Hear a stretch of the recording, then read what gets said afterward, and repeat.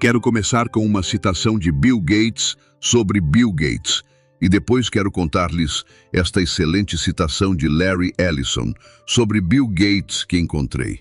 Então, primeiro, isto é Bill Gates sobre Bill Gates. Ele diz: uma vantagem fundamental que eu tinha era ser fanático, ou seja, usar todas as minhas capacidades dia e noite e focar-me apenas em como escrever um bom software. Eu adorava ser um fanático. Eventualmente, eu deleitava-me com isso. Eu não acreditava em fins de semana. Eu não acreditava em férias. Para muitas pessoas, não era um lugar ideal para trabalhar. Éramos bastante frenéticos e exigentes. E então, aqui está a citação de Larry Ellison sobre Bill Gates. Tenha em mente que Larry Ellison e Bill Gates eram concorrentes muito ferozes. Foi isto que Larry Ellison disse: Bill Gates é uma das pessoas de negócios mais notáveis que já conheci. Algumas pessoas dizem: Bill é o sujeito mais brilhante que já conheceram. Há muitos cientistas realmente brilhantes no nosso negócio. Perdoe-me, há muitas pessoas no mundo mais inteligentes que Bill Gates. Há muito poucas pessoas no mundo que têm o seu foco e resistência. Alguém disse uma vez: Bill quer que as pessoas pensem que ele é Thomas Edison, quando na verdade ele é Rockefeller. Se ele fosse Edison, seria menos perigoso. Ele é absolutamente implacável. Ele é indomável. Ele é absolutamente focado e quer tudo. Barry Diller disse: ele é jovem e é mau, e não está cansado. Isso é um grande elogio vindo de Barry Diller. Bill é duro, e ele quer tudo, e eu tenho um respeito incrível para esse homem. Então, recentemente, Bill Gates escreveu uma autobiografia. Chama-se Código-Fonte, e abrange a sua infância e a sua vida até a fundação da Microsoft, e alguns anos depois disso. Então, originalmente este episódio seria apenas sobre o que aprendi ao ler Código-Fonte. O que decidi fazer em vez disso é criar um episódio Como Bill Gates Trabalha, muito semelhante ao episódio Como Elon Trabalha, que acabei de fazer. E então, peguei em todas as notas e destaques do Código-Fonte e de outros 4 livros que li sobre Bill Gates. E depois, retirei tudo o que não era a sua abordagem para construir a sua empresa. E então, vou analisar livro por livro. Então, vamos começar com Código-Fonte.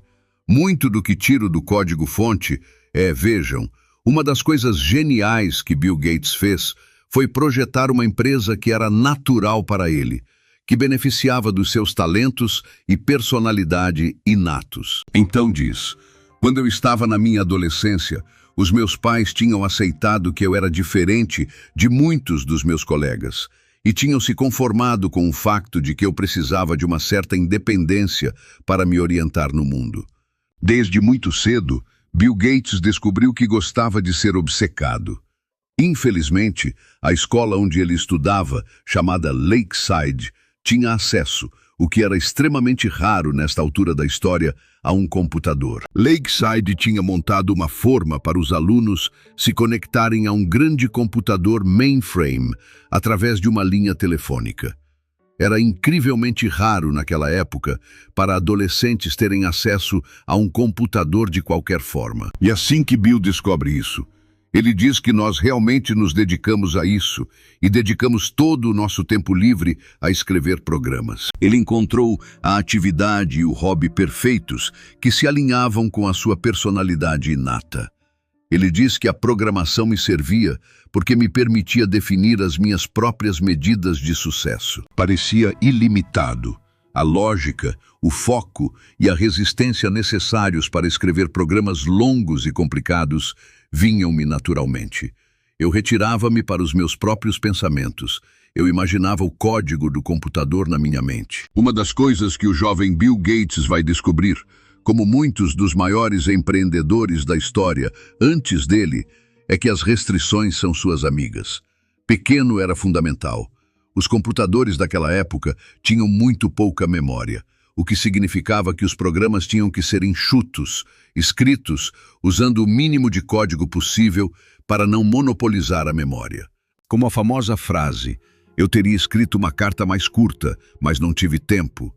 É mais fácil escrever um programa com um código desleixado que se estende por páginas do que escrever o mesmo programa em uma única página. Isso remete a uma ideia que surgiu nas últimas semanas entre nós, quando falamos sobre James Dyson. Acredito que engenharia enxuta é boa engenharia. Elon Musk diria a mesma coisa. Bill Gates diria a mesma coisa. Engenharia enxuta é boa engenharia. Agora, o que é tão fascinante nisso é que você verá que Bill também administrava seus negócios dessa forma. Ele tem uma reação visceral, quase de nojo. Ele simplesmente odeia desperdício e ineficiências. Uma das maneiras como isso se manifestava era que Bill era obcecado pelo controle de custos. E ele está constantemente importunando todos na empresa sobre isso. Isso aparecerá muitas e muitas vezes em todos os livros que você ler sobre Bill Gates e a Microsoft. Na verdade, uma das minhas histórias favoritas sobre isso é que passei muito tempo com John Mackey, que é o fundador da Whole Foods. E durante uma de nossas conversas, John me disse uma das coisas mais loucas que alguém já disse sobre este podcast. Porque quando John e eu nos conhecemos, ele já tinha ouvido mais de 100 episódios de Founders. E ele me disse que, se Founders existisse quando ele era mais jovem, a Whole Foods ainda seria uma empresa independente. Que como o podcast e todos os maiores empreendedores da história estão constantemente enfatizando a importância de controlar as despesas, ele teria dado mais prioridade a isso, especialmente em tempos de bonança. Em tempos de bonança, é muito natural para uma empresa, e na verdade para a natureza humana, não monitorar os custos tão de perto porque tudo está indo muito bem. Isso é algo que eu estava conversando com meu amigo Eric, que é cofundador e CEO da Ramp. A Ramp é a patrocinadora oficial de Founders, e muito antes de serem a patrocinadora oficial de Founders, eu já conhecia todos os cofundadores da Ramp e havia passado muito tempo com eles. Todos eles tinham ouvido o podcast e perceberam que o tema principal, um dos temas principais de Founders, é a importância de monitorar seus custos e controlar seus gastos. E como fazer isso lhe dá uma enorme vantagem competitiva. Isso é algo que Bill Gates entendia intuitivamente. Espere até chegarmos a essas partes. Acho que vai te surpreender. Warren Buffett disse que um bom gerente de negócios deve ser um demônio em relação aos custos. Bill Gates era exatamente isso, e esse é um tema principal para a Ramp. A razão pela qual a Ramp existe é para lhe dar tudo o que você precisa para controlar seus gastos. A Ramp oferece tudo o que você precisa para controlar seus custos. Eles fornecem cartões corporativos fáceis de usar para toda a sua equipe, relatórios de despesas automatizados e controle de custos. A Ramp ajuda você a gerenciar uma organização eficiente, algo que Bill Gates era obcecado em fazer. E a Ramp faz tudo isso em uma única plataforma. Deixe os maiores empreendedores da história orgulhosos acessando ramp.com para saber como eles podem ajudar seu negócio hoje. Isso é ramp.com. Então, além de ter aversão à ineficiência e ao desperdício, ter a capacidade de hiperfocar são duas outras características de Bill Gates. Essas características estavam presentes em sua primeira infância e nunca o abandonariam. E estão muito presentes enquanto ele constrói a Microsoft. Ele contava histórias no livro Source Code sobre o fato de que, mesmo quando criança, ele tinha irmãs com quem jogava todo tipo de jogo de tabuleiro. Então, banco imobiliário, war, jogos de cartas, e ele diz que eles tinham que transformar tudo em um esporte competitivo. Eles compravam 2 cópias do mesmo quebra-cabeça e então corriam para ver quem terminava primeiro. E então ele diz que sua outra característica notável na infância era o excesso de energia. Ele diz: "Eu balançava sem parar, você verá isso em qualquer entrevista." Há também um ótimo documentário sobre Bill Gates na Netflix, onde ele está constantemente balançando. Ele diz: "Eu me balançava sentado, me balançava em pé, sempre que eu realmente precisava pensar em algo. Balançar era como um metrônomo para o meu cérebro, e ainda é. E então, outra característica realmente importante de entender sobre Bill Gates, porque, novamente, tudo o que estamos falando é sobre as ideias e traços de personalidade que ele usou para construir seu negócio, é que ele é incrivelmente combativo. E a primeira pessoa principal com quem ele foi combativo foi sua mãe, porque ela tentava controlá-lo. Bill Gates é incontrolável, e eventualmente seus pais perceberam isso. Ele diz: meus pais sabiam que o ritmo da minha mente era diferente do das outras crianças. Minha irmã fazia o que lhe era dito, brincava facilmente com outras crianças e desde o início tirava boas notas. Eu não fazia nada disso. Eu era uma criança agressiva e rebelde. Ele seria o mesmo tipo de fundador que eu fui descrito como hipercinético, inteligente, contestador e tempestuoso. Meus professores e meus pais notaram desde cedo o que estava por vir. Eu canalizava intensidade para tudo que me interessava e para nada que não me interessava. Bill Gates vive em estados binários. Isso vai aparecer repetidamente. Ele é ou totalmente apático ou completamente obcecado. E uma de suas primeiras obsessões, como muitos dos maiores empreendedores da história, era a leitura na escola primária. Eu lia muito sozinho em casa. Estava aprendendo a aprender por conta própria. Eu gostava da sensação de poder absorver rapidamente novos fatos e me entreter com livros. A escola parecia lenta em comparação. Ler era meu estado padrão. Quando eu lia, as horas voavam. Eu me desligava do mundo. Estava na minha própria cabeça.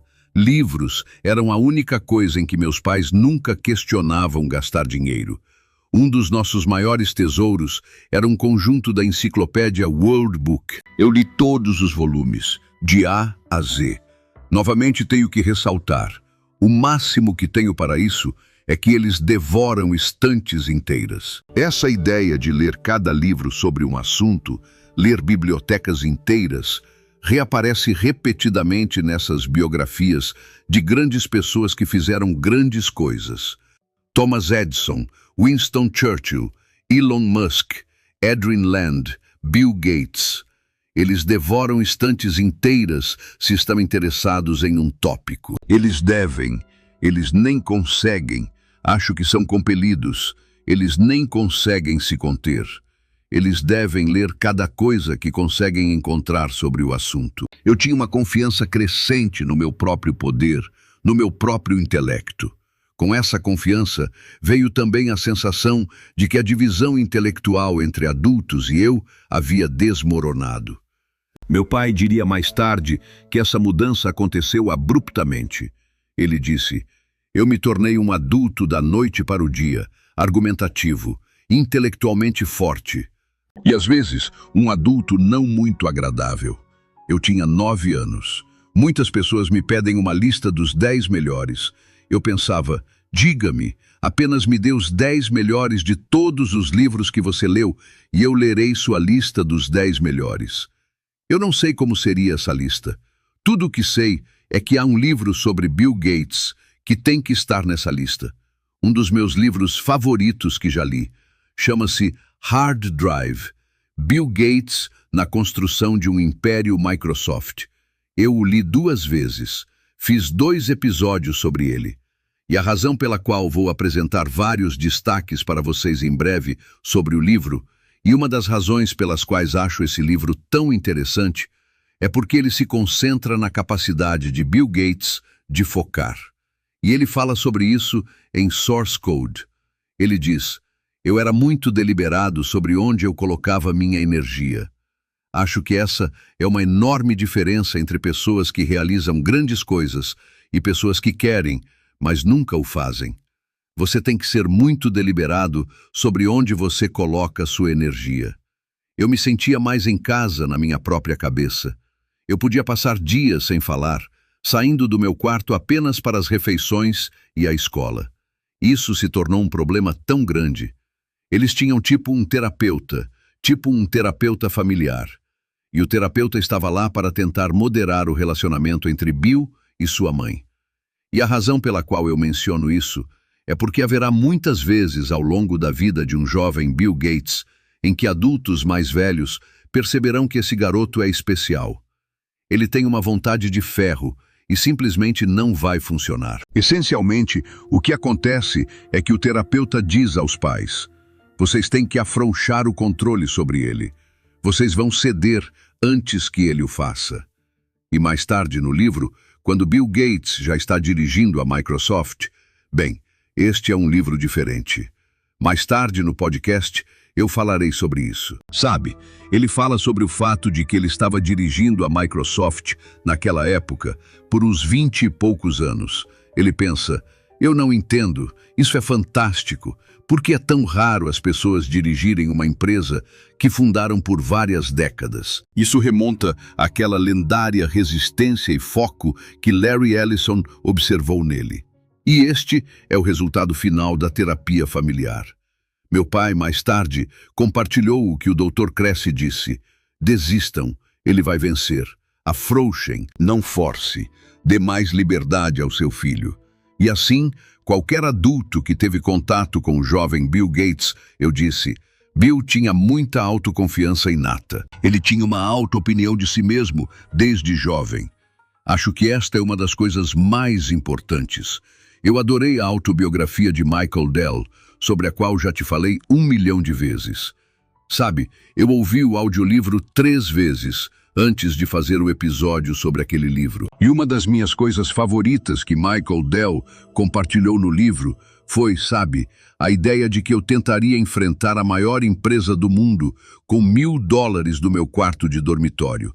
E ele diz: eu era um pouco convencido aos 19. Claro que sim. Acho que você tem que ser para fazer algo importante. Isso é muito parecido com a frase neste livro. Bill tinha muita autoconfiança inata. Ele tinha uma alta opinião de si mesmo, desde jovem. Uma das coisas mais inteligentes que Bill fez desde jovem foi começar a consumir muito. Ele disse que consumia pilhas de biografias, citando algumas no livro como Franklin Delano Roosevelt, Douglas MacArthur, Napoleão, Henry Ford, etc. Ele disse: passávamos horas ao telefone dissecando suas vidas. Analisávamos os caminhos que eles seguiram para o sucesso com intensidade. Ele não consegue fazer nada se não o fizer com intensidade. Isso remonta ao seu amor por computadores e à escolha de um negócio que lhe seria natural. Um que ele poderia fazer por muitas e muitas décadas. Eu adorava como o computador me forçava a pensar. Era completamente implacável diante da desatenção mental, o que realmente o perturbava. Exigia que eu fosse logicamente consistente e prestasse atenção aos detalhes. Uma vírgula ou ponto e vírgula fora do lugar e a coisa não funcionaria. Esse ciclo de feedback era viciante. Ele tem uns 13 anos neste ponto da história. A sensação de melhorar cada vez mais era estimulante. Escrever programas fluía de uma combinação de habilidades que me eram fáceis, sendo o pensamento lógico uma delas e a capacidade de focar intensamente por longos períodos outra. A programação também alimentava a necessidade persistente que eu tinha de me provar. Eu estava na 8ª série. Eu confiava na minha capacidade intelectual e estava convencido de que minha intensidade significava que eu poderia fazer qualquer coisa que os mais velhos pudessem fazer, se não melhor. A forma como ele termina este parágrafo remete à sua hipercompetitividade. Eu estava determinado a não deixar ninguém me superar. E é assim que ele vai encontrar seu futuro. Ele conhece seu futuro cofundador, Paul Allen, em Lakeside. Paul Allen é 2 anos mais velho que ele. E há algo que Bill Gates diz em alguns livros diferentes. Ele foi atraído por um campo onde não há um caminho, não há uma trilha à sua frente. Você meio que tem que descobrir isso por si mesmo. E uma forma como ele falaria sobre isso mais tarde, quando lhe pediram conselhos, sabe, se estivéssemos começando de novo, se você é um jovem, o que faria hoje? Você obviamente não começaria a Microsoft hoje. E ele disse: você deve procurar por território virgem para identificar oportunidades. E é exatamente isso que encontramos onde estamos na história. porque ele diz que não há instruções. Sabíamos mais do que nossos professores e fomos forçados a tentar montar como escrever nossos primeiros programas por conta própria. Mais tarde, falarei sobre, não podíamos assistir a tutoriais do YouTube sobre como programar, porque não havia internet. Não havia internet. Então, com o passar das semanas, muitas das crianças que inicialmente brincavam com o terminal e o computador perderam o interesse e se afastaram, deixando um pequeno grupo de adeptos hardcore. Essa é, de longe, a palavra favorita de Bill Gates, hardcore. E esta é a chave, pessoal. É da natureza humana. Eles desistem de tudo. Lembrem-se do que Larry Ellison disse sobre Bill Gates. Há pouquíssimas pessoas no mundo que têm o foco e a resistência dele. E acho que ele tem 14 anos quando se entrega a essa obsessão. E isso realmente lhe dá o caminho de como ele vai trabalhar pelo resto da vida. Há uma ótima frase naquele livro, Hard Drive, que acabei de mencionar, onde diz que tudo o que Bill fazia, ele fazia ao máximo. E há um exemplo disso no código-fonte, porque ele trabalha o dia todo no computador, e eles têm acesso a este laboratório de informática à noite, chamado C-Cubed. Mas então ele chegava em casa por volta das 10 da noite e pensava, por que eu vou dormir? Eu deveria estar trabalhando no computador. Então ele saía sorrateiramente do quarto em casa, escalava a janela do quarto e ia pegar o ônibus, ia para o C-Cubed e trabalhava a noite toda no computador. Ele diz, essa seria a primeira de muitas noites em que eu saí escondido, e por anos depois. E é muito importante que ele tenha feito isso. Esta é uma das minhas frases favoritas em todo o livro. Ele diz, muitas pessoas bem-sucedidas que conheci descreveram como, depois de se apaixonarem por sua área escolhida, tiveram que dedicar um período de trabalho árduo e focado. É o momento em que o interesse bruto se transforma em habilidade real. Isso é tão importante. Este período, que durou apenas cerca de 4 meses, forjou um estilo de trabalho para mim que duraria décadas, sem restrições de custo ou tempo. Eu entrava em uma zona de foco total. Assim que eu completava uma sessão de um programa, eu podia pedir ao computador para executá-la. Isso me dava uma resposta instantânea se eu estava certo ou errado. Eu tentava algo, via se funcionava, e se não funcionasse, tentava de novo com algo diferente. Não podíamos assistir a tutoriais do YouTube na internet. Não havia internet, e os guias eram raros. Ele e Paul Allen estavam tão famintos por conhecimento que mergulhavam em lixeiras. É assim que eu penso. O quanto você realmente quer isso? O quanto você realmente quer isso? Porque há alguém por aí, como um Bill Gates ou um Michael Dell, que o quer profundamente e está disposto a fazer o que for necessário para obter as informações de que precisa para atingir seus objetivos. No final de cada dia, alguém tirava o lixo. Incluído nesse lixo estaria papel de computador usado, impresso com linhas de código, o que quer que os engenheiros do C-Cubed estivessem trabalhando naquele dia. À noite, quando todos os funcionários já tinham ido para casa, Paul e eu íamos para os fundos do prédio para ver o que podíamos encontrar na lixeira. Eu tinha 13 anos, aprendendo do meu jeito, com uma máquina de $500 mil como meu professor. E quando ele diz que forjou um estilo de trabalho, é isso que ele quer dizer. Eu adormecia no terminal mais vezes do que consigo me lembrar, meu nariz encontrando as teclas por 1 ou 2 horas. Então eu acordava e imediatamente começava a programar novamente. Então, isso é o ensino médio, isso é Harvard, isso é a Microsoft. Todos que encontram Bill relatam vê-lo fazer isso. Minha abordagem era rápida e direta. Bill adorava conflito ao construir sua empresa. Outra coisa que ele terá em comum, eu poderia ler 50 citações dos maiores empreendedores da história, mas acho que a melhor citação que descreve isso é de Jeff Bezos. Ele disse, se eu tiver que escolher entre acordo e conflito, escolherei o conflito todas as vezes. Por quê? Porque o conflito sempre gera um resultado melhor. Voltando a Bill Gates, Eu era um garoto trabalhando como um maníaco, até tarde todas as noites. Ele quebrou seu recorde de trabalho contínuo uma vez, não saindo por quase 100 horas seguidas.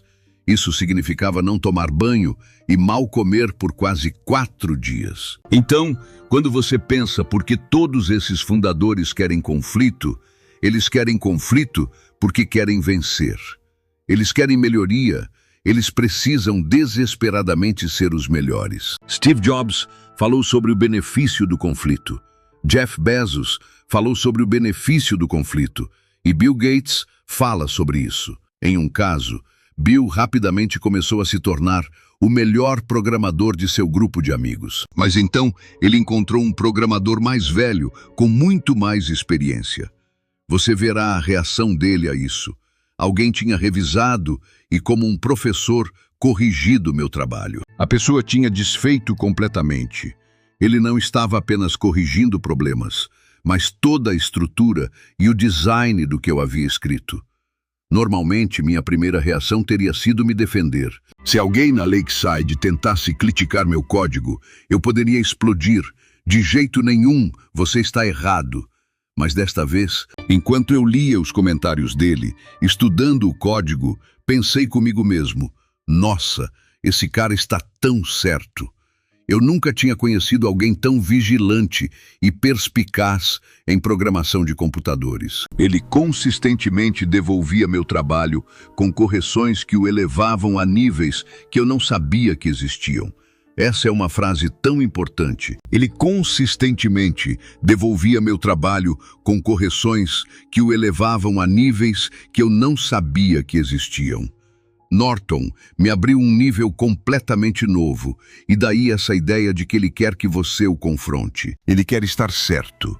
Akio Morita, de quem já te falei 1 milhão de vezes, é o fundador da Sony. É notável quantos dessas pessoas que admiramos, como Bezos, ou Jobs, ou James Dyson, estudaram Akio Morita e a Sony. E uma das ideias mais interessantes sobre as quais Akio Morita escreveu em sua autobiografia, o livro chamado Made in Japan, foi o fato de que ele acreditava que mais empresas deveriam contratar um crítico pago. E então, quando Akio descobriu isso, na época a Sony estava fabricando equipamentos de áudio, e ele encontrou alguém que tinha um ouvido muito apurado, alguém que amava a Sony e queria que seus produtos fossem os melhores possíveis. E na época, ele era apenas um estudante universitário. Então, Akio lhe dá um emprego, e o trabalho dele é: ei, vamos lançar este novo produto, e você vai criticá-lo implacavelmente e nos dizer o que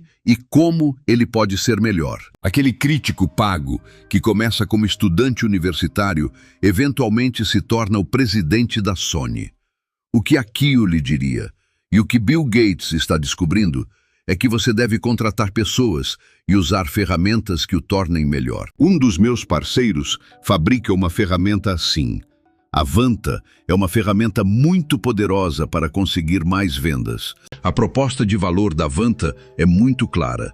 A Vanta ajuda a sua empresa a provar que você é seguro para que mais clientes usem seu produto ou serviço. Muitas empresas não assinarão contratos a menos que você seja certificado, e isso está fazendo você perder vendas. É por isso que o cliente médio da Vanta relata um retorno de investimento de 526% após se tornar um cliente Vanta. Você pode pensar na Vanta como um assistente de segurança inteligente que ajuda a sua empresa a passar em auditorias sem muito trabalho manual. Assim, você não só ganha mais dinheiro com a Vanta, mas também economiza mais tempo. A conformidade manual é lenta e dolorosa, e fazer tudo à mão leva meses. As melhores empresas não tolerarão desperdiçar tempo valioso da empresa fazendo algo com mão de obra, quando a tecnologia pode automatizá-lo. Essa é uma ideia muito antiga e poderosa que você e eu vemos repetidamente nessas biografias.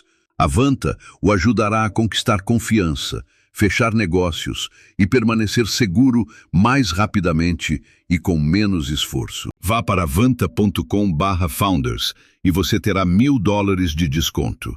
Isso é vanta.com/founders. E assim, quando Bill Gates vai para Harvard, ele retorna ao mesmo estilo de trabalho. Eu me entreguei a um ritmo diário que funcionava para mim, mesmo que parecesse extremo para meus amigos. Entre estudar e programar, eu conseguia ficar acordado por 36 horas seguidas. Sempre que o cansaço me dominava, eu desmaiava por 12 horas ou mais, completamente vestido e com os sapatos ainda calçados. Repeti essa rotina por meses. E assim, ele e Paul estão conversando sobre que tipo de negócio querem começar. A ideia de fabricar hardware nunca atraiu Bill Gates. Ele diz: eu estava cada vez menos entusiasmado com a ideia de construir hardware. O negócio de fabricar computadores parecia muito arriscado para mim. Teríamos que comprar peças, contratar pessoas para montar as máquinas e encontrar muito espaço para realizar isso. Software era diferente. Sem fios, sem fábricas. Escrever software era apenas poder cerebral e tempo. Isso novamente remonta à sua primeira infância. O que ele gosta de fazer? Ele gosta de ficar sozinho em um quarto, super focado por 36 horas seguidas. E é isso que sabemos fazer, o que nos tornou únicos. Era onde tínhamos uma vantagem. Acredito que poderíamos até liderar o caminho. Essa ideia. Ele quer escolher uma área onde possa ser o melhor absoluto. Quando foi para Harvard, pensou: talvez eu estude matemática. Então ele chega a Harvard e percebe: há muitas pessoas melhores do que eu em matemática. Então preciso encontrar uma área diferente para seguir. E assim, a oportunidade de iniciar uma empresa de software surge porque Paul Allen encontra Bill Gates no dormitório de Harvard. E em sua mão, ele segura a edição de janeiro de 1975 da Popular Electronics. E dizia: por 3 anos, Paul e eu vínhamos conversando sobre como novos computadores que exploravam a melhoria exponencial dos chips poderiam mudar tudo. Na capa daquela revista estava o Altair, que era um computador pessoal feito por esta empresa em Albuquerque, Novo México, chamada MITS. MITS. Então Paul e Bill decidiram ligar para Ed Roberts, o presidente da MITS, sem aviso prévio, porque Ed Roberts precisava de alguém para escrever software para seu hardware. Então Bill diz: expliquei que estávamos quase terminando de escrever uma versão do BASIC, que seria o primeiro produto deles para o Altair, e gostaríamos de mostrá-lo a eles. Roberts me disse que já havia recebido ligações de pessoas alegando ter o mesmo software. Ele disse: a primeira pessoa que pudesse produzir uma versão funcional fecharia o negócio. 2 partes importantes disso. Primeiro, Bill Gates disse que eles não tinham nenhum software escrito. Ele diz: estávamos todos fingindo nosso caminho. E segundo, a razão pela qual eu tenho insistido neste cara, a maneira como Bill trabalha, é que ele simplesmente se concentra na tarefa até que ela esteja concluída. Que ele está disposto a trabalhar até o limite da exaustão e desabar com suas roupas, com o rosto no teclado, e então se levantar e voltar direto ao trabalho. Isso foi importante muitos e muitos anos depois de ele desenvolver esse hábito, porque é exatamente isso que ele vai fazer para escrever a versão deles do BASIC. Eles vão chegar lá primeiro. Então Paul Allen vai se mudar para Albuquerque, começar a trabalhar na MITS. Bill vai e volta para Harvard, mas esta é a coisa mais importante. Esta é a onda que eles estão surfando. É por isso que ele eventualmente vai largar a faculdade, porque percebeu que há um fenômeno tecnológico que os deixará para trás se não o aproveitarem agora mesmo. Diz que a computação sempre foi um recurso escasso e protegido, embora ninguém pudesse compreender totalmente na época que essa escassez estava prestes a dar lugar à abundância e que os computadores estariam muito rapidamente disponíveis para milhões de pessoas. E há todos esses indícios de que eles estão no caminho certo. Aqui está um indício de que você está no caminho certo. Os verdadeiros fãs incondicionais dirigiram centenas e até milhares de milhas até Albuquerque para pegar seu Altair. Chegando para trabalhar de manhã, Não era incomum encontrar trailers acampados na esquina, esperando pelo seu Altair, como se fosse pizza para a viagem. Aquele escritório em um centro comercial, cercado por uma casa de câmbio, uma lavanderia e um salão de massagens, foi o marco zero do que viria a ser chamado de revolução do computador pessoal. Ed Roberts teve a ideia certa, mas subestimou enormemente sua popularidade. Ele havia previsto que talvez encontrassem 800 clientes por ano dispostos a desembolsar dinheiro por seu próprio computador. Em vez disso, nos primeiros meses, eles venderam milhares novamente. Tenho que repetir isso porque simplesmente aparece repetidamente. Isso me deixa louco que tão poucas pessoas estejam dispostas a estudar história e aprender com a natureza humana.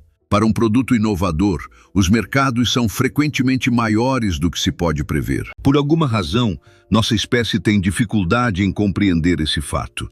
Para um produto inovador, os mercados são frequentemente maiores do que se pode prever. Você vê isso repetidamente.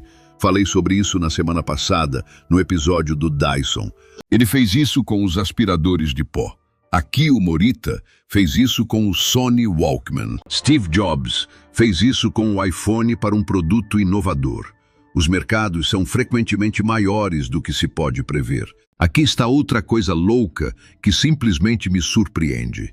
Eu sento aqui e penso nisso novamente. Eu já te disse isso antes. Tipo, não gosto quando as pessoas leem livros ou podcasts ou qualquer outra coisa rapidamente.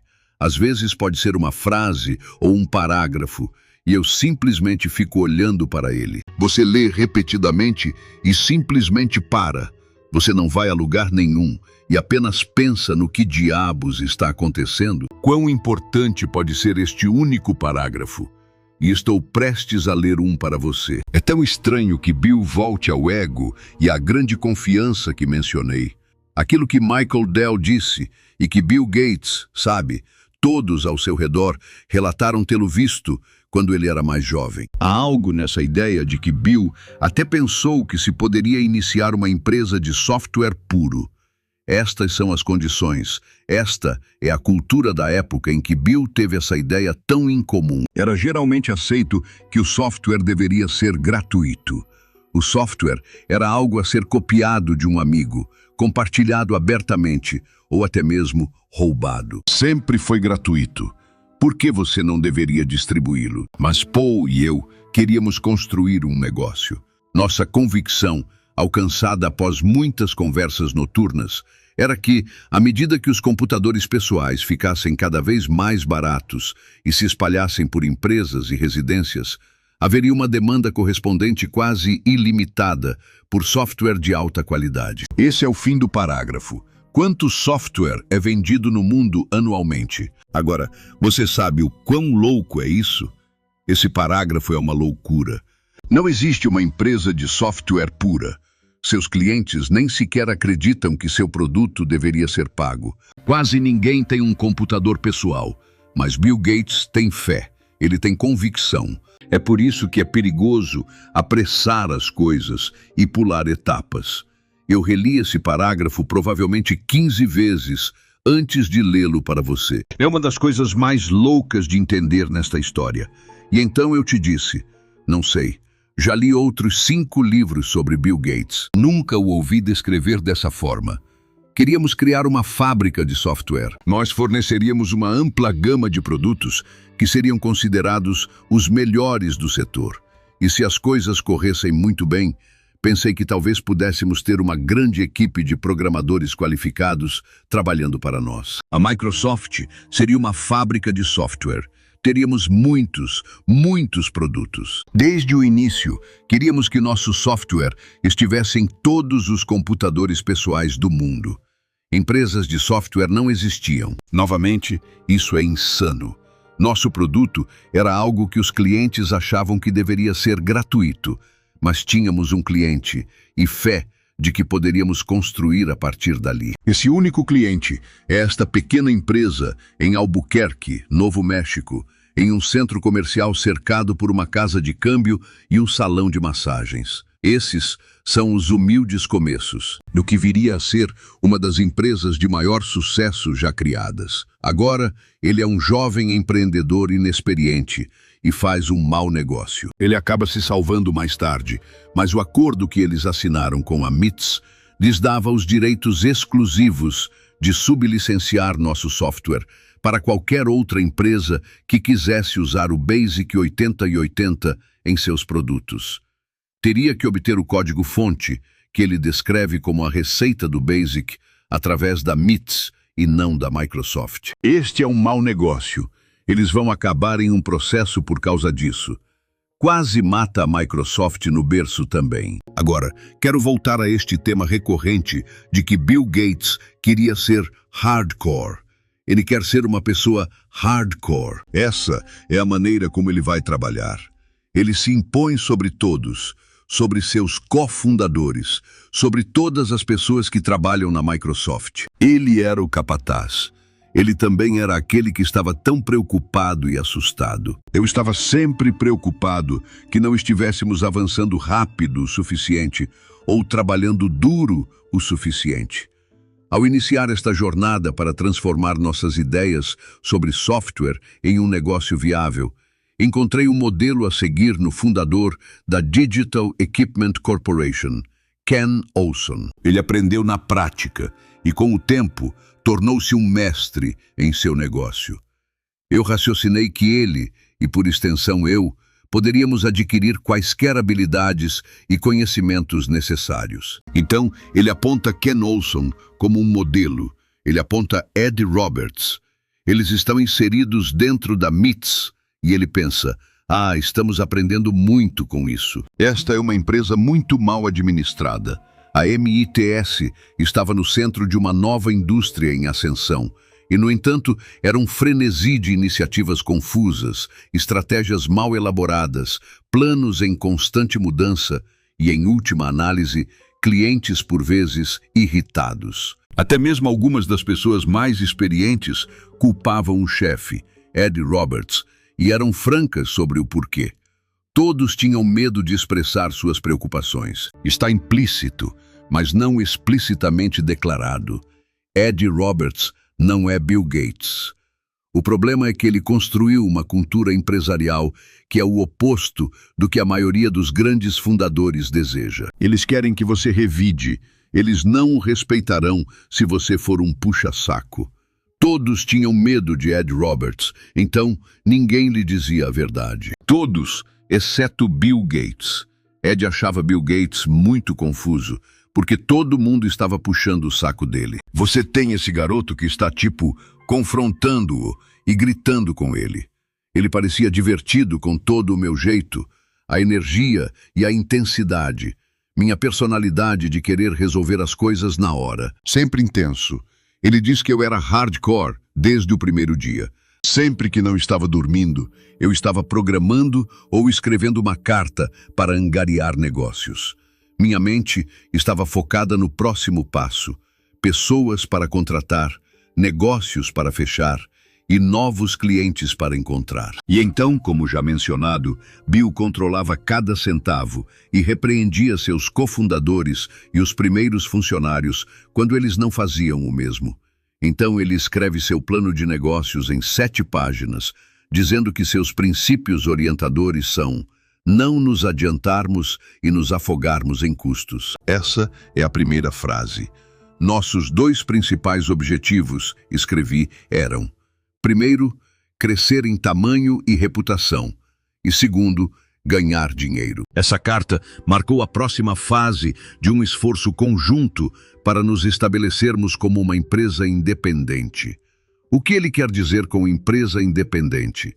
Ele tem um cliente. Eles estão trabalhando muito de perto com eles, e é uma empresa mal administrada. Temos que nos diversificar e nos afastar desse cara o mais rápido possível. Outra coisa inteligente que Bill fez foi me preocupar com o fato de ainda estarmos tão dependentes da MITS. E eles começaram a ter essas brigas, já que a MITS detinha os direitos mundiais do 80 Basic. Sempre que encontrávamos um cliente para o código-fonte, O contrato tinha que passar pela MITS. Se fechássemos um negócio, teríamos que dividir as receitas com eles. Bill vai revidar. Ele vai se livrar desse acordo. Outra coisa importante para ele queria estar perto de outras pessoas com muita energia e intensidade. Até então, eu conseguia reconhecer instantaneamente outras pessoas que demonstravam o meu tipo de excesso de energia. Steve Ballmer tinha isso mais do que qualquer pessoa que eu já conhecera. Então ele quer estar perto de pessoas com muita energia e intensidade. Novamente, outra forma como ele trabalha. Ele presta atenção em tudo. O foco era a Microsoft e todas as coisas que estavam sendo negligenciadas. Despesas de viagem, supervisão de funcionários, acompanhamento de clientes e negociações de contratos. Reclamei que eles ainda não tinham providenciado um cartão de crédito da empresa hoje. Isso seria óbvio. É só ir em ramp.com. Então ele volta a esta carta que está escrevendo para eles. Escrevi que gastamos $14 mil desde que saí, e sem pensar no fluxo de caixa ou em cuidar da memória. Os royalties são uma forma de nos levar à ruína. Apesar de toda a conversa sobre trabalho duro e longas horas, é claro que vocês não conversaram sobre a Microsoft juntos ou sequer pensaram nisso individualmente, pelo menos não o suficiente. No que diz respeito à nossa última medida, o compromisso simplesmente não está sendo cumprido. E quando ele comenta sobre esta carta e essas conversas que está tendo com as pessoas com quem trabalha, ele diz o seguinte: sempre fui o exigente, aquele que se preocupava incessantemente em perder nossa liderança e temia que, se não fôssemos cuidadosos, estaríamos perdidos. Vimos a C-Cube. Lembra quando ele saía escondido à noite, pegava um ônibus e trabalhava no computador? Aquela era uma startup onde ele trabalhava. Era a C-Cubed. Diz que vimos a C-Cube ir de uma startup promissora para ter credores levando os móveis embora 18 meses depois. E estávamos testemunhando os crescentes problemas na MITS, que tinha a liderança, mas parecia faltar o rigor de gestão para mantê-la. É muito interessante para mim o quanto do livro fala sobre o quão preocupado ele estava. Steve Jobs disse que a vitória em nossa indústria se escreve sobrevivência. É muito claro, por suas ações, que Bill Gates concordava. Conhecíamos o trabalho principal de desenvolver software. Eu me preocupava, lá está aquela palavra de novo, eu me preocupava que não estávamos aprendendo todo o resto rápido o suficiente. Ele está sempre preocupado. E então surge esta empresa chamada Pertec. A Pertec vai comprar a MITS por $6 milhões. E na época, o que parecia uma das piores coisas que poderiam acontecer à Microsoft acabou sendo a melhor. Porque o que acontece é que, depois que eles compram tudo relacionado à Microsoft, isso para completamente. Então, a Pertex para de pagar royalties à Microsoft. O acordo de licenciamento foi interrompido. Eles se recusaram a vender nosso Basic para qualquer outra empresa e não estavam fazendo nenhum esforço para vender nosso software. E estavam bloqueando negócios, mesmo enquanto mais e mais empresas nos procuravam. Isso vai causar o processo.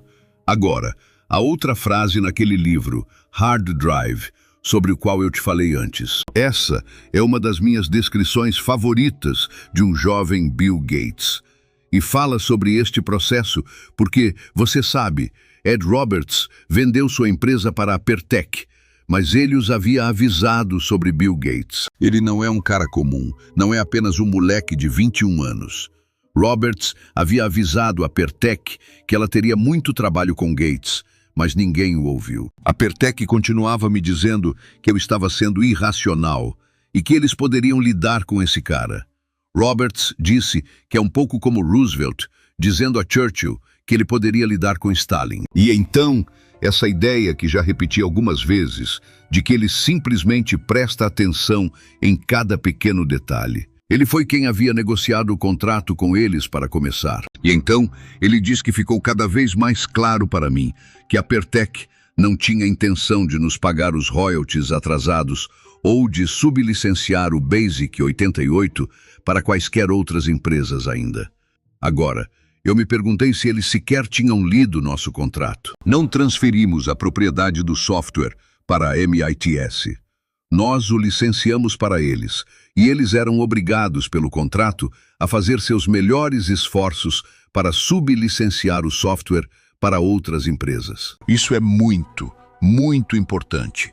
Quando uma empresa concorda em fazer seus melhores esforços, ela concorda em fazer tudo ao seu alcance para cumprir o que quer que esteja estipulado no contrato. Eu disse, concordamos com a licença exclusiva. Se a MITS concordou em fazer os melhores esforços para licenciar nosso código-fonte, os advogados deles resistiram, dizendo que ninguém concordou com os melhores esforços. Eles considerariam, em vez disso, o termo esforços razoáveis, mas eu não concordaria.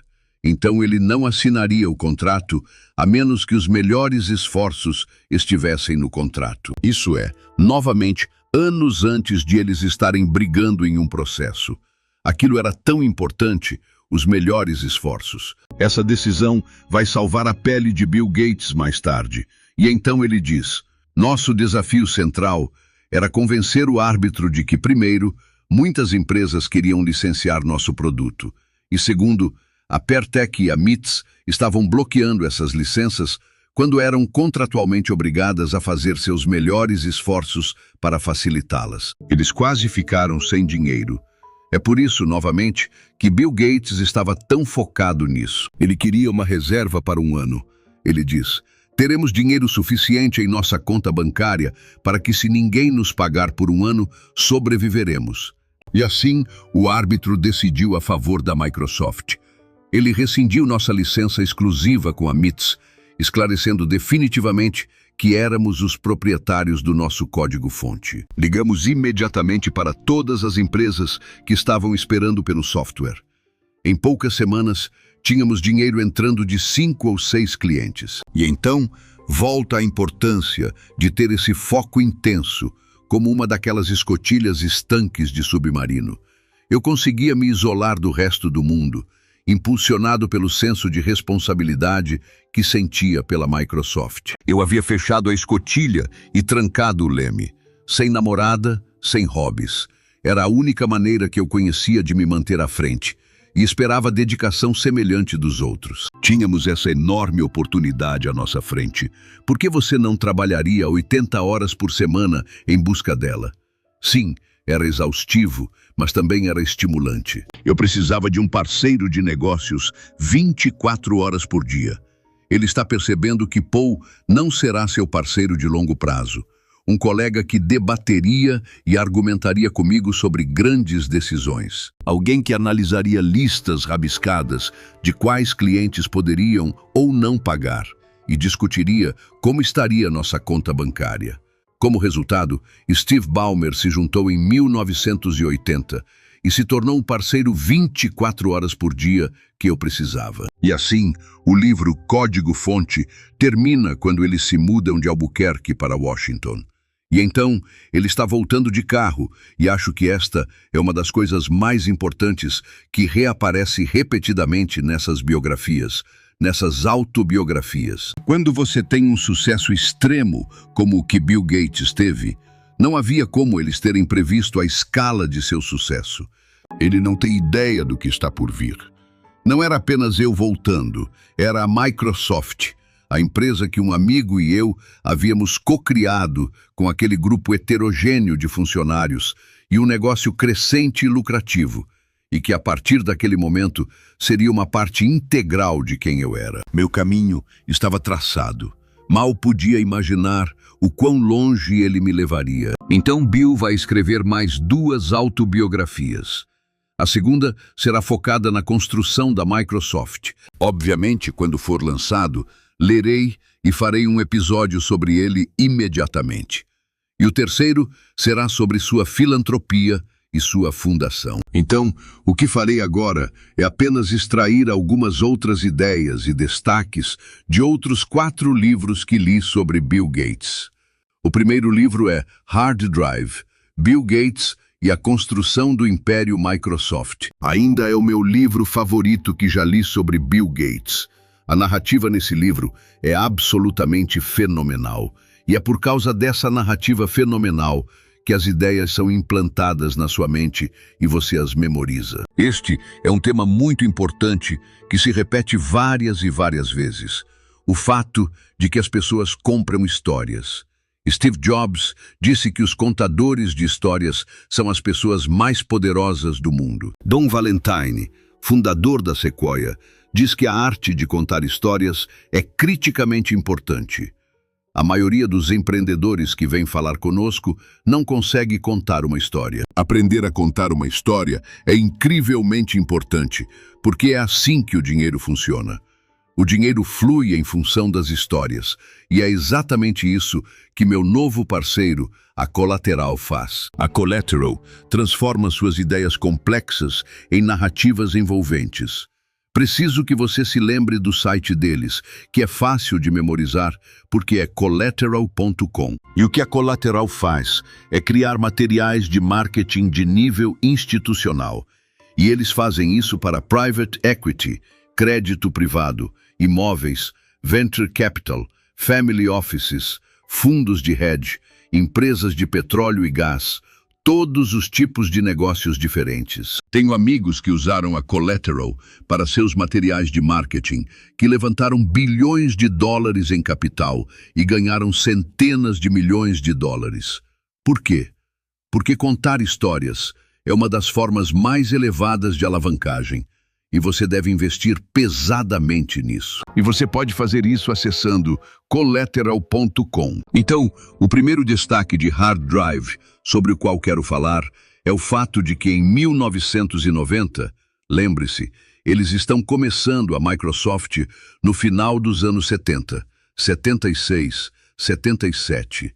Eles pensavam, sabe, queremos fazer uma empresa de software pura, mas todos os nossos clientes acham que deveria ser dado de graça. Não existia tal coisa na época.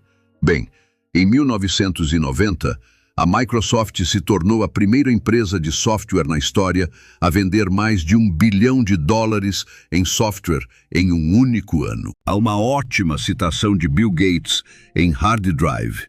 Ele diz: "Posso fazer qualquer coisa que eu me proponha a fazer." Bill tinha 11 anos quando disse isso. Tudo o que Bill fazia, ele fazia ao máximo. O que ele fazia sempre ia muito, muito além de todos os outros. Tudo o que ele fazia de forma competitiva, e não apenas para relaxar. Ele era um indivíduo muito determinado. O computador despertou nele uma paixão profunda e uma obsessão. Ele devorava tudo o que conseguia sobre computadores e como se comunicar com eles. Muitas vezes aprendendo sozinho à medida que avançava. Muitas vezes já passava da meia-noite quando ele terminava o trabalho. Foi quando tínhamos tempo livre que realmente nos aprofundamos nos computadores, disse Bill. Quer dizer, então eu me tornei hardcore. Era dia e noite. Então, tenha em mente que, ao dizer isso, ele está descrevendo um ponto de sua vida quando tinha 13 anos. E, novamente, ele está usando sua palavra favorita, hardcore. É assim que seus amigos do ensino médio e da faculdade o descreveriam. Ele tinha certeza de si mesmo. Ele era agressivamente, intimidantemente inteligente. Ele não tinha nenhuma graça social. Ele era um daqueles caras que sabia que era mais inteligente que todo mundo e sabia que estava certo o tempo todo. Ele era inflexível, confrontador. Sua intensidade transbordava em emoção crua e descontrolada. Ele tinha um senso de aventura. Ele era um tomador de riscos, um cara que gostava de se divertir e com quem era divertido estar. Ele tinha uma imensa gama de conhecimentos e interesses e podia falar longamente sobre qualquer número de assuntos. Ele também sabia que queria ser rico. Embora Bill não soubesse o que faria da vida depois do ensino médio, parecia confiante de que o que quer que fizesse lhe renderia muito dinheiro. Ele havia feito tal previsão sobre seu futuro. Em várias ocasiões ele dizia: "Vou fazer meu primeiro $1 milhão antes dos 25 anos." Não era dito como uma ostentação ou mesmo uma previsão. Ele falava sobre o futuro como se seu sucesso fosse predestinado, como se fosse um dado adquirido, tão certo quanto a prova matemática de que 1 mais 1 é igual a 2. Bill Gates diria mais tarde a um amigo que foi para Harvard para aprender com pessoas mais inteligentes do que ele e saiu desapontado. Um dos livros que tenho com muitos destaques sobre Bill, que quero compartilhar com vocês, é, na verdade, a autobiografia de Paul Allen. Mas foi realmente interessante. Paul Allen e sua mãe estavam neste livro Hard Drive, e a mãe de Paul Allen alertava o filho sobre Bill Gates. Ela dizia que ele vivia no limite. Este é um exemplo disso. Gates se adormecia na aula, o que não era surpreendente. Ele vivia no limite. Não era incomum para ele ficar até 3 dias sem dormir. Seu hábito era trabalhar 36 horas ou mais seguidas, cair exausto por 10 horas, ir buscar uma pizza e depois voltar ao trabalho. E se isso significasse que ele começaria às 3 da manhã, que assim fosse. Bill tinha uma qualidade monomaníaca. Ele se concentrava em algo e realmente se dedicava a isso. Ele tinha uma determinação em dominar o que quer que estivesse fazendo. Bill estava decidindo onde colocaria sua energia, que se danasse o que os outros pensavam. E o que é interessante é o quanto Bill precisava de Paul Allen para incentivá-lo a dar o passo decisivo. Não acho que Bill Gates teria abandonado Harvard sem Paul Allen. Paul Allen tinha interesses mais amplos do que Bill. Bill só queria criar software e vender software e fazer isso para sempre. Achei muito engraçado que Paul Allen realmente cite Shakespeare para convencer Bill de que agora é a hora de começar a própria empresa e que tem que ser agora ou vamos perder a oportunidade. Esta é a citação de Shakespeare que Paul Allen leu para Bill Gates. Há uma maré nos negócios dos homens que, aproveitada na cheia, leva à fortuna. Omitida, toda a viagem da sua vida fica presa em baixios e misérias. Em tal mar cheio, estamos agora à tona, e devemos aproveitar a corrente enquanto nos serve, ou perderemos a nossa aventura. Gates sabia que Allen estava certo, e que o milagre do computador pessoal ia acontecer.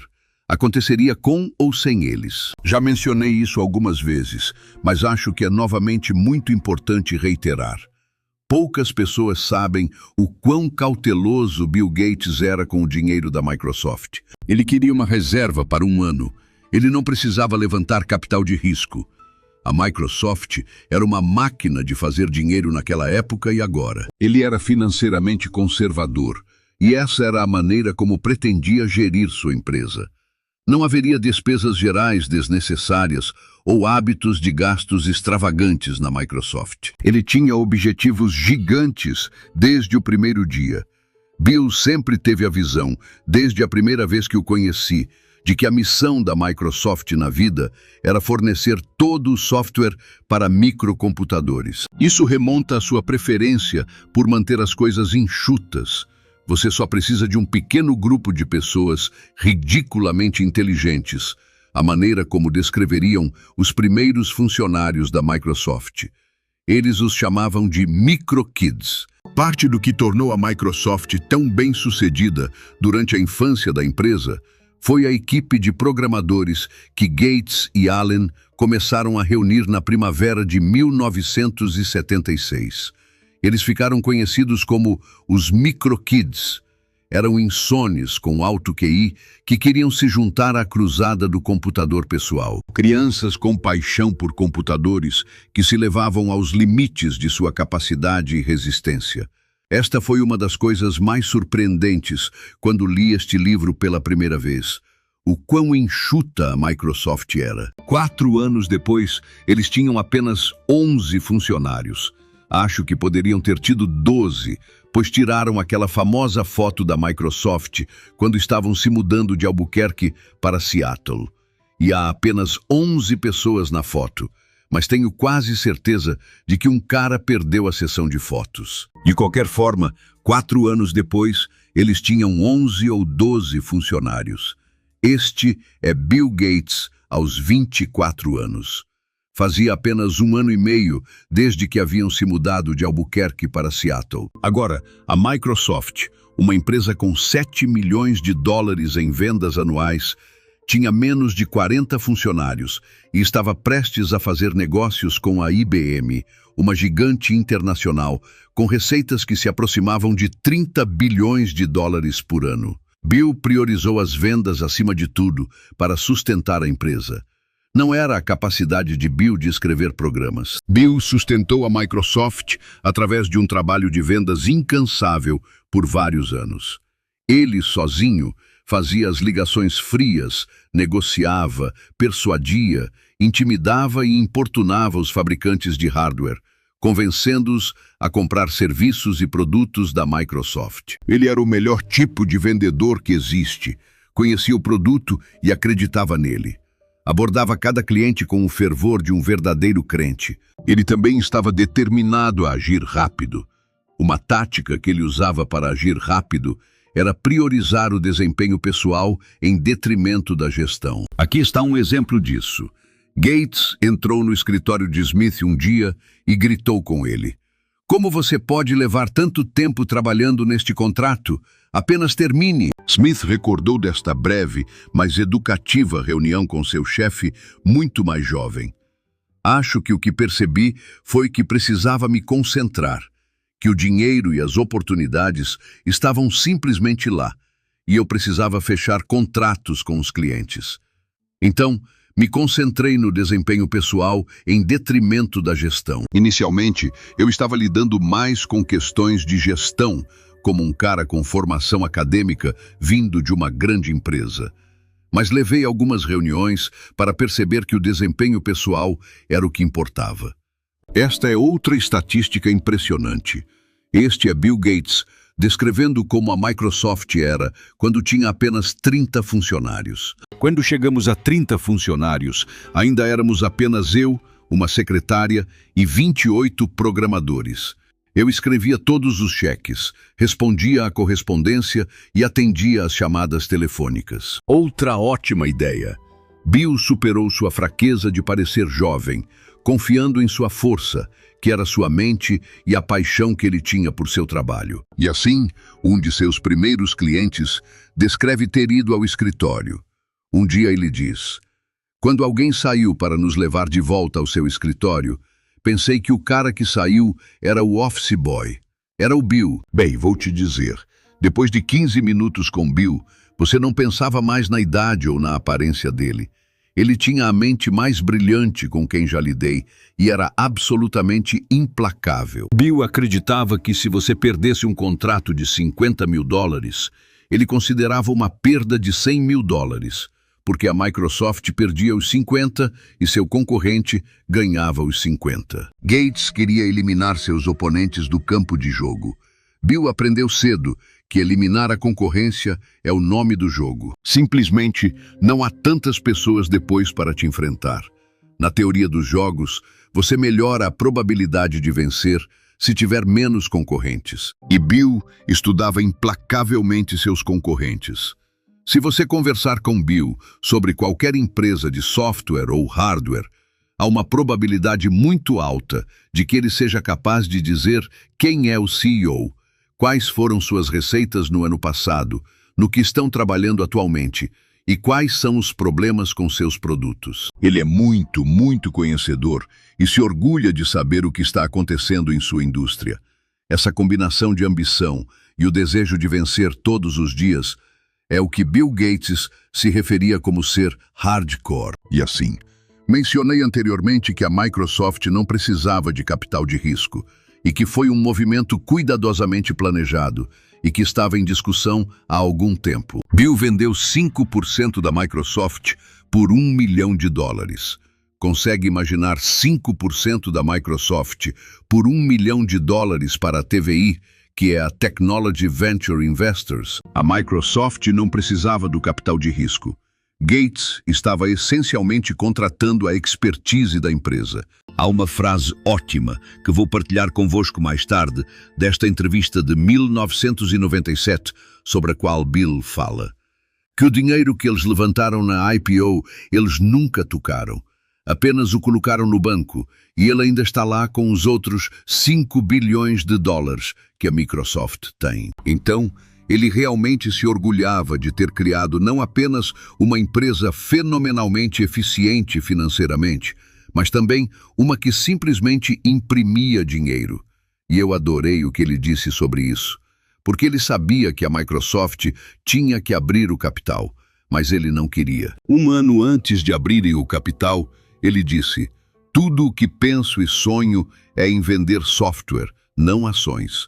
E isso nos leva ao terceiro livro sobre o qual falei, que é, na verdade, a sequência de Hard Drive. Chama-se Overdrive.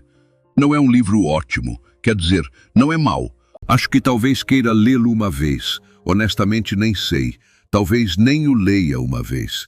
Talvez reler Hard Drive uma segunda vez seja provavelmente um melhor uso do seu tempo. Mas há apenas um punhado de ideias aqui que eu acho que quero destacar e acho interessante. Porque agora avançamos na história da Microsoft e vemos que esse foco e intensidade ainda estão lá. Nem o casamento, nem a fama, nem a fortuna tinham diminuído o fogo competitivo ardente que o consumia. E assim, uma das minhas partes favoritas deste livro é que, novamente, ele aborda essa implacável motivação competitiva que Bill Gates tinha. Foi assim que um concorrente descreveu Bill, este tipo chamado Philip Kahn. Philip diria mais tarde: "Gates vê tudo como algo que deveria ser dele. Pode ser uma ideia, cota de mercado ou um contrato. Não há um pingo de consciência ou compaixão nele. A noção de justiça não significa nada para ele. A única coisa que ele entende é alavancagem." E, novamente, a razão pela qual menciono isso, obviamente, os seus concorrentes provavelmente não vão dizer coisas boas sobre si, certo? Mas o importante é que Bill gostava de lutar. E pode-se aprender muito sobre a sua personalidade, porque ele dava entrevistas naquela época. Ele estava no meio da luta. E então ele descreveria o que ele chamava de seus concorrentes insatisfeitos. Isto é de uma entrevista que Bill deu a uma grande publicação. A Lotus perdeu terreno porque demorou muito a apanhar as duas maiores ondas tecnológicas, o Macintosh e o Windows. A Borland International está muito distraída com a sua má fusão. Philip Kahn é bom a tocar saxofone e a velejar, mas não é bom a fazer dinheiro. A WordPerfect é verdadeiramente uma empresa de um único produto. O nosso software mais bem-sucedido é para o Macintosh. Temos uma cota de mercado muito maior no Mac do que em qualquer outro lugar. E como é que a Apple nos ajuda? Bem, eles processam-nos em tribunal. No futuro, talvez os nossos concorrentes decidam tornar-se mais competentes. Um fogo competitivo profundo levou Bill Gates de volta a este nível insano de foco. Por muitos anos, Gates se recusou até a ter uma TV, preferindo passar seu tempo lendo livros e revistas. Há uma ótima história contada por Michael Moritz, onde ele está entrevistando Bill Gates. Ele conta a história. "Meu Deus, alguém arrombou seu carro e roubou seu rádio." E Bill respondeu: Não roubaram. Eu mesmo tirei." Bill diz algo como: "Sabe, da minha casa para o escritório são 7 minutos de carro. Do escritório para o aeroporto são uns 11 minutos de carro." Então ele faz as contas, tipo, quanto tempo passo no carro entre o escritório, a casa e o aeroporto? Ele pensa, sabe, isso dá umas 5 horas extras por mês, onde em vez de ouvir música, posso simplesmente pensar na Microsoft. Outra ideia interessante, e eu diria inteligente, que Bill teve, ele mantinha uma lista de erros. Era uma lista dos 10 principais, e ele a relia para garantir que não cometessem os mesmos erros no futuro. Agora, eu não li Overdrive há provavelmente, sei lá, uns 4 anos, eu diria. Mas, mesmo depois de tanto tempo, esta é a única história do livro que eu nunca esqueci. É uma das histórias mais loucas que já ouvi. Por anos, Bill Gates teve Philip Kahn em sua mira. Em meados da década de 1980, quando o Turbo Pascal da Borland, esta é a empresa de Kahn, estava superando o produto concorrente da Microsoft. Gates realizou reuniões que ficaram conhecidas na Microsoft como os Conselhos de Guerra da Borland, durante as quais ele e sua equipe planejaram como vencer o francês Philippe Con. Gates teria entrado em uma dessas reuniões e jogado a foto de Con sobre a mesa, dizendo: "Como posso me livrar desse cara?" Eles distribuíam camisetas que diziam "Delete Philippe". Esta é de longe a história mais louca do livro. Philippe Kahn lembrou que uma vez encontrou Bill Gates em uma conferência da indústria no final dos anos 80, sentado sozinho em um canto, olhando para uma fotografia em suas mãos. Philippe se aproxima de Bill Gates e Philippe diz: "Era uma foto minha. Essa é uma das minhas histórias favoritas sobre Bill Gates, porque é uma coisa tão radical e louca de se fazer." O desejo ardente de Bill Gates de vencer e o medo do fracasso o impeliram não apenas a superar seus concorrentes, mas a destruí-los. Isso nos leva à autobiografia de Paul Allen, que ele escreveu pouco antes de morrer. Chama-se Idea Man. Como você pode imaginar, há muitas histórias e anedotas interessantes sobre Bill Gates nela. Mencionei isso antes. O fato de Bill viver em estados binários. Ele estava ou explodindo de energia nervosa, bebendo uma dúzia de Diet Cokes por dia, ou estava completamente alheio ao mundo. Ele trabalhava até a exaustão, e então se encolhia no chão de seu escritório e adormecia em 15 segundos. Às vezes eu voltava de manhã e via os pés de Bill saindo da porta do escritório dele. Bill e Paul eram muito diferentes, e acho que há uma história na autobiografia de Michael Dell que é semelhante a esta. A história contada na autobiografia de Paul Allen, no sentido de que Michael tinha uma pessoa mais velha e experiente que ele contratou para ser presidente da Dell, e o cara durou apenas 4 anos. Ele disse que, na época, e isso é no início da história da Dell, quando os 4 anos se passaram, ele estava com dor nas costas, problemas de estômago, perdendo todo o cabelo, estava simplesmente morrendo. E ele pensou: este estresse está literalmente me matando. E Michael estava indo para o escritório todo dia, super animado. É exatamente o mesmo com Bill Gates e Paul Allen. Obviamente, Bill fazendo o papel de Dell e Paul Allen fazendo o papel. Acho que o nome do cara era Lee Walker, mas ele fala um pouco sobre isso. A Microsoft era um ambiente de alto estresse, porque Bill exigia dos outros tanto quanto exigia de si mesmo. Ele estava se tornando um capataz que rondava o estacionamento nos fins de semana para ver quem tinha ido trabalhar. Além de reler o código-fonte e depois todos os meus destaques e tudo mais desses outros 5 livros, também assisti a um documentário sobre Bill que mencionei antes. Está na Netflix, e Bill saía e memorizava as placas dos carros no estacionamento da Microsoft nos primeiros dias. É sobre isso que ele está falando. E uma coisa que Bill fazia é que ele nunca achava que era bom o suficiente. Você deveria estar sempre se esforçando. Você deveria estar sempre se esforçando. Assim diz Bob Greenberg, que uma vez trabalhou 81 horas em 4 dias, de segunda a quinta-feira, quando Bill o contatou. Perto do fim da maratona de Bob, ele perguntou: "No que você vai trabalhar amanhã?" Bob disse: "Eu estava planejando tirar o dia de folga." Bill disse: "Por que você faria isso?" Ele realmente não conseguia entender. Ele nunca parecia precisar recarregar as energias.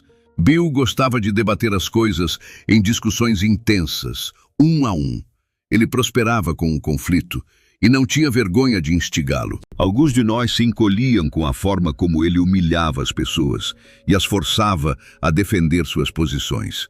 Se o que ele ouvia o desagradava, ele balançava a cabeça e dizia sarcasticamente: "Ah, suponho que isso signifique que perderemos o contrato." E então?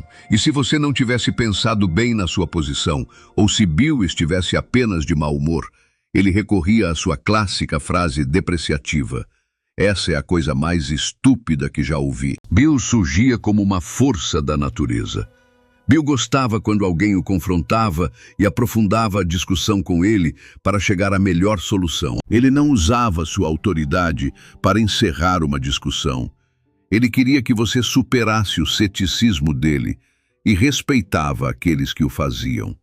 E então, Adoro esta comparação de Bill Gates feita por Paul Allen. Vi apenas uma outra pessoa de perto que se comparava a ele, que queria não só te vencer, mas te esmagar se pudesse.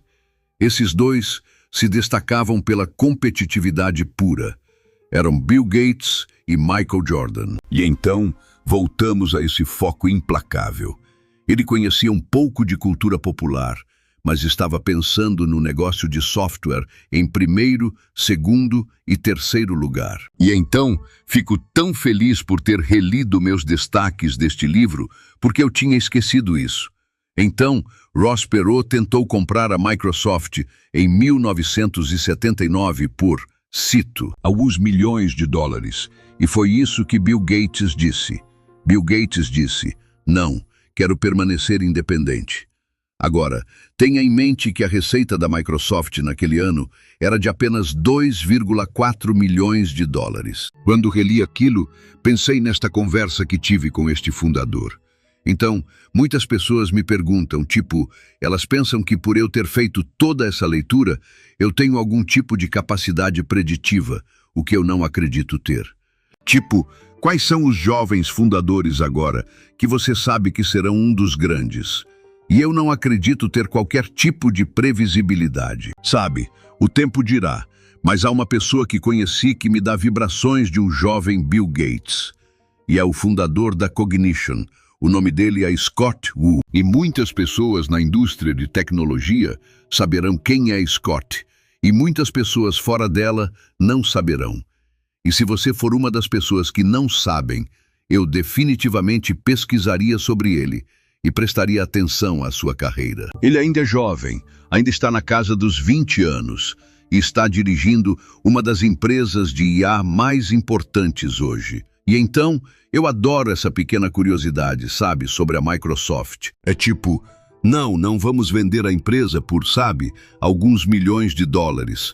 Então Paul explica o raciocínio de Bill sobre o negócio mais importante nos primeiros dias da Microsoft, que obviamente é um acordo com a IBM, que já foi abordado repetidamente. Então não quero repassar isso, só quero te dizer como eles pensam, como eles pensaram sobre isso. E as ótimas decisões que Bill estava tomando por volta dessa época, diz ele, foram: Bill e eu estávamos dispostos a abrir mão dos royalties por cópia se pudéssemos licenciar livremente o software DOS para outros fabricantes. Esta era nossa antiga estratégia para o Alter Basic, já envolvida em litígios antitrust. A IBM prontamente aceitou este arranjo não exclusivo. Eles seriam mais tarde criticados por ceder demais, mas poucas pessoas na época perceberam quão rapidamente a indústria estava mudando. E ninguém, incluindo nós, previu que o acordo com a IBM acabaria por tornar a Microsoft a maior empresa de tecnologia de sua época, ou que Bill e eu ficaríamos ricos além da nossa imaginação.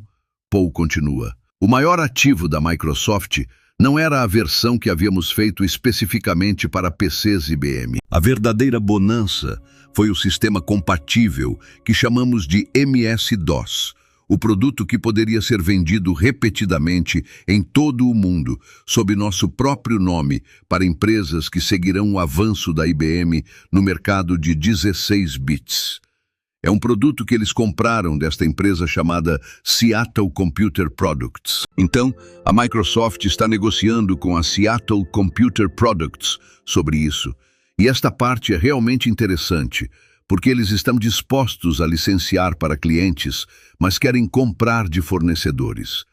Propusemos uma compra direta, a qual eles dizem não quando os clientes pedem para comprar o software deles diretamente. E esse foi um acordo de venda que assinamos com a Seattle Computer Products. Esse contrato lançou as bases para o que a Microsoft se tornaria. Era um DOS livre e desimpedido. Um ativo muito valioso, e como declarei em um depoimento algum tempo depois, Bill era muito inflexível. Esta é a parte mais importante. É por isso que acabei de ler esta sessão inteira para você. Esta é a parte que você deve lembrar. Bill era muito inflexível quanto a transformar o contrato em um acordo de venda. Bill achava que deveríamos ter propriedade e controle completos do produto. Ele sentia que era sempre melhor, se você quisesse controlar e se beneficiar da evolução de um produto, possuí-lo em vez de licenciá-lo. Paul, então, nos dá uma ideia de como Bill contratava. Bill achava que era melhor conseguir programadores quando eram jovens e entusiasmados, antes que fossem estragados por trabalhar em outro lugar. Queríamos recém-formados, com diplomas de bacharel. Acima de tudo, estávamos em busca das mentes mais brilhantes. Um grande programador pode produzir 10 vezes mais que um mediano. Com um gênio, a proporção pode ser de 50:1. E então Paul fala sobre a maneira diferente como ele via a Microsoft em comparação com Bill. Bill via a Microsoft como parte de si mesmo. Paul tinha outros interesses.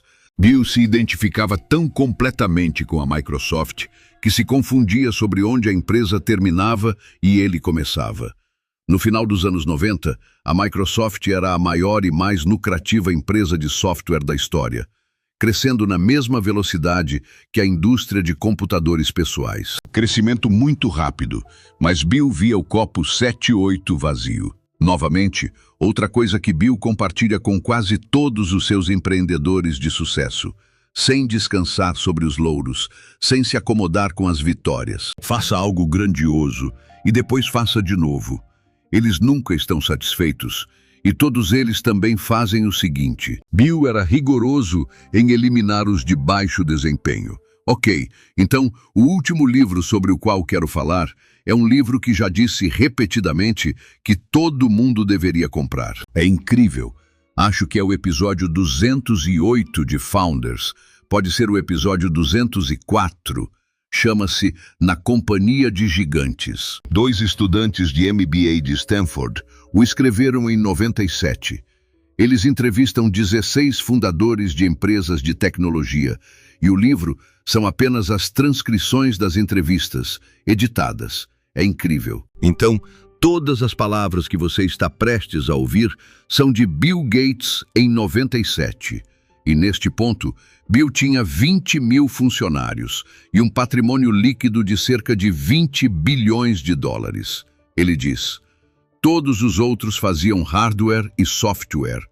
Nós nos concentramos apenas em software. Essa era a nossa vantagem. A percepção de criar uma empresa dedicada a software foi fundamental, porque outras empresas como Wang, DEC ou IBM, que tinham muita experiência em software, não tinham essa visão. Elas não tratavam sua habilidade em software como um negócio principal. E então ele fala sobre um dos principais benefícios que ele teve, e isso levou a muito sucesso inicial nas vendas. Existe essa ideia de que você tem que saber com o que você compete, não apenas com quem. Então, deixe-me dar um pouco de contexto aqui. Essa máxima veio desse cara chamado Herb Kelleher, que é o fundador da Southwest Airlines. A Southwest Airlines foi a companhia aérea de maior sucesso na história. Foi lucrativa por 40 anos consecutivos. Originalmente, foi fundada para ser uma companhia aérea que operaria apenas no estado do Texas. Então, Herb Kelleher conta esta ótima história em um dos livros que li sobre ele, onde, um de seus investidores se aproximava dele e dizia: "Ei, você deveria aumentar seus preços. Tipo, seu concorrente está vendendo um voo de, digamos, Austin para Houston por $80. Nós estamos cobrando $16. Certamente, podemos aumentar um pouco o preço." E Herb foi inflexível. Ele disse: "Não, você não entende. Você acha que estou competindo com a companhia aérea X, Y, Z? Não estou competindo com eles. Meu verdadeiro concorrente é o transporte terrestre. Você acha que sabe com quem estamos competindo?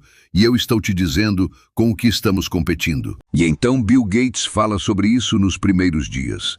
Nossa abordagem de vendas era dizer que, se você tivesse que desenvolver o software internamente, seu orçamento fixo de engenharia seria X dólares. E o preço da Microsoft é menos da metade de X dólares. Nós competíamos contra orçamentos de engenharia internos, e o que você obtinha de nós era mais poderoso do que se eles tivessem feito por conta própria. E então ele volta àquela percepção-chave que teve, sabe, 20 anos antes. Software é um negócio muito incomum. O trabalho de desenvolvimento não é tão intensivo em capital. No primeiro ano, geramos dinheiro como loucos, mesmo tendo muitos clientes que faliram. Em outras palavras, tínhamos uma ampla margem de erro. Eu sempre quis ter dinheiro suficiente no banco para que, se ninguém nos pagasse por um ano, ficaríamos bem. E ele ainda era assim. Ele diz: o dinheiro que obtivemos ao abrir o capital está no banco, junto com outros 5 bilhões de dólares. Mencionei isso uma vez, mas acho importante repetir. Eu costumava ter este memorando que atualizava todos os anos, chamado Os 10 Grandes Erros da Microsoft. Muitos dos nossos erros estão relacionados aos mercados. Não entramos neles tão cedo quanto deveríamos. Mas a restrição sempre foi o número de pessoas que podíamos contratar, como gerenciar tudo e então garantir que tudo o que fazíamos cumprisse todos os nossos compromissos de entrega. Estávamos sempre no limite. Acho que é algo que eu deveria ter te dito várias vezes. Está em todos esses livros. Seu Bill Gates, se você realmente ler nas entrelinhas do que ele está dizendo, sabe. Estamos sempre no limite à medida que sua empresa cresce. Tudo vai parecer que está quebrado, tudo vai parecer que está atrasado, tudo vai parecer que não é bom o suficiente. Ele está há 20, 21 anos. Acho que em sua empresa ele ainda se sente assim. Ele reitera essa ideia de que, ei, tudo vai ser um pouco desconfortável. Um pouco mais tarde na entrevista, foi um verdadeiro desafio, porque a demanda por nossas capacidades excedia o que podíamos fazer. Bill vê tudo. O copo está sempre 7/8 vazio. Bill diz: nunca falamos sobre as coisas em que fomos bem-sucedidos. Sempre falamos sobre os desafios futuros. Não há linha de chegada. Você nunca entrará em uma reunião da Microsoft e ouvirá alguém dizer: nós vencemos. E esse senso de urgência, de não descansar sobre os louros, algo que ele mencionou novamente. Grandes empresas nunca são fáceis de manter em um alto nível de excelência. Torna-se a tarefa diária. Há um enorme, isso é notável, porque eu mencionei, sabe, mesmo com 20 mil funcionários e um patrimônio líquido de 20 bilhões de dólares. Neste ponto, Bill sabia que era apenas o começo. Ouça o que ele diz aqui. Isso é 1997. Há um enorme potencial de negócio a ser explorado no mercado. Está tudo à nossa frente. Somos uma empresa de software e achamos que o software continuará a ser valioso. Há uma oportunidade de faturar cerca de 55 bilhões de dólares lá fora. E mesmo assim, Bill Gates não poderia ter previsto o que a Microsoft estaria fazendo, sabe, 20, 30 anos depois. A receita do ano passado foi algo em torno de 280 bilhões de dólares. Então ele diz: há uma oportunidade de faturar cerca de 55 bilhões de dólares lá fora. Ótimo, o software se tornará mais valioso. Você deve manter o foco no essencial. Nós vendemos software, não ações. Meu trabalho é o melhor trabalho. Sou mais dedicado ao meu trabalho do que a maioria. Ninguém vai me interessar por outro trabalho ou atividade. Há uma grande diferença entre mim e muitas das pessoas que se apagam. Eles simplesmente não estão tão interessados no que a próxima fase exige e em se encaixar no papel que ela requer. Em termos de começar uma empresa e administrá-la, 21 anos depois, é surpreendente que isso não seja mais comum. E eu adoro o que ele diz aqui. Sempre rejeitei o termo empreendedor, porque isso implica que você é um empreendedor primeiro e um criador de software em segundo lugar. Eu não disse, vou abrir uma empresa. O que será? Biscoitos, pão, software? Não. Sou um engenheiro de software e decidi reunir uma equipe. Essa equipe cresceu com o tempo, construiu mais produtos de software e fez o que fosse necessário para impulsionar isso. Você tem que gostar do que faz a cada dia por si só e pela sua excelência. E então, uma das perguntas que lhe fizeram foi sobre, sabe, você tem uma reputação muito agressiva com os concorrentes e outras pessoas da indústria. E a resposta dele foi: o que é agressivo? Lançar um bom produto, isso é agressivo. Reduzir o preço do produto para que mais pessoas possam obtê-lo, isso é agressivo. Essas são coisas boas. Estamos aqui fazendo bons produtos, atendendo a todas as chamadas, encontrando-nos com usuários, contratando pessoas inteligentes. É nisso que o nosso negócio se resume.